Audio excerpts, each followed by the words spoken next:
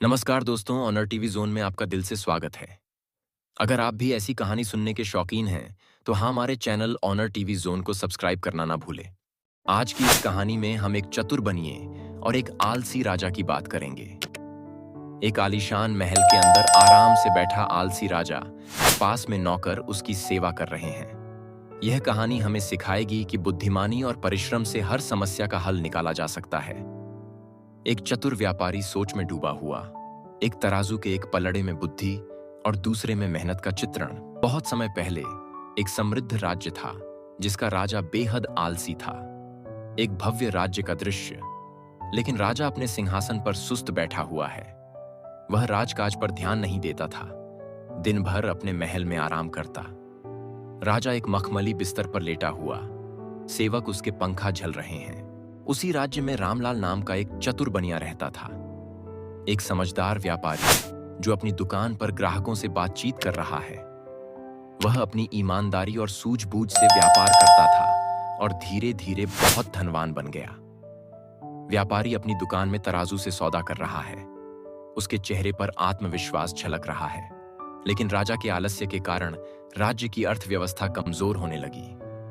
बाजार में मंदी, व्यापारी दुखी, लोग महंगे करों से परेशान। कर अधिक बढ़ने लगे, लोग परेशान रहने लगे और व्यापारियों को नुकसान होने लगा।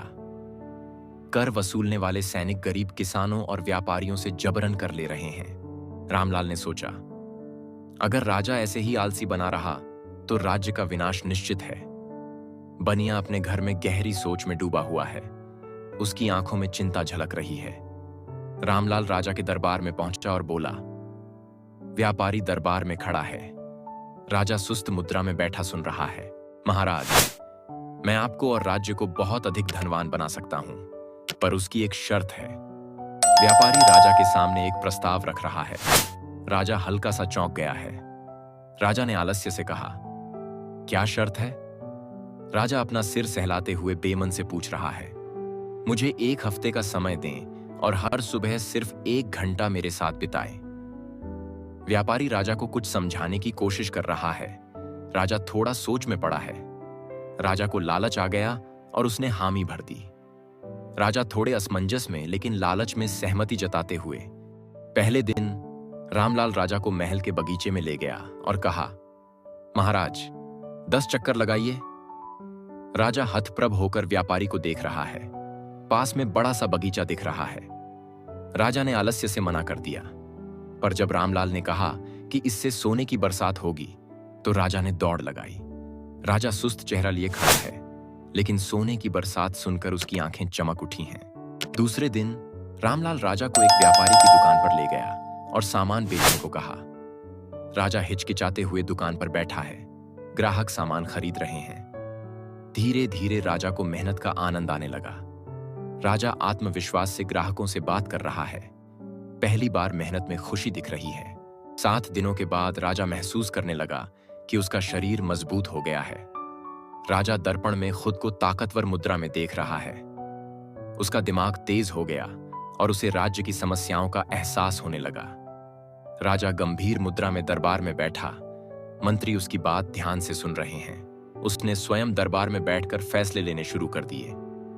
राजा उत्साह से आदेश देते हुए मंत्री संतुष्ट दिख रहे हैं। उसने व्यापारियों और किसानों से मुलाकात की और उनकी समस्याएं सुनी।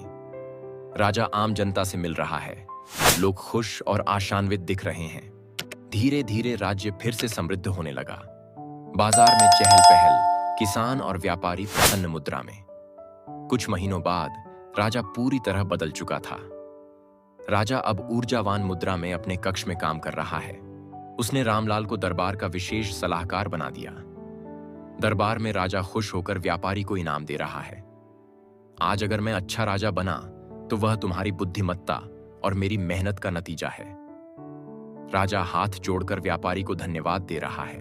रामलाल मुस्कुराया और बोला, सफलता का असली मंत्र है मेहनत और बुद्धिमानी का संतुलन। व्यापारी और राजा साथ में खड़े हैं। पीछे खुशहाल राज्य का दृश्य। यह कहानी हमें सिखाती है कि आलस्य से केवल नुकसान होता है, लेकिन मेहनत से ही सफलता मिलती है। मेहनत करते हुए किसान, व्यापारी और राजा तीनों के चेहरे पर संतोष।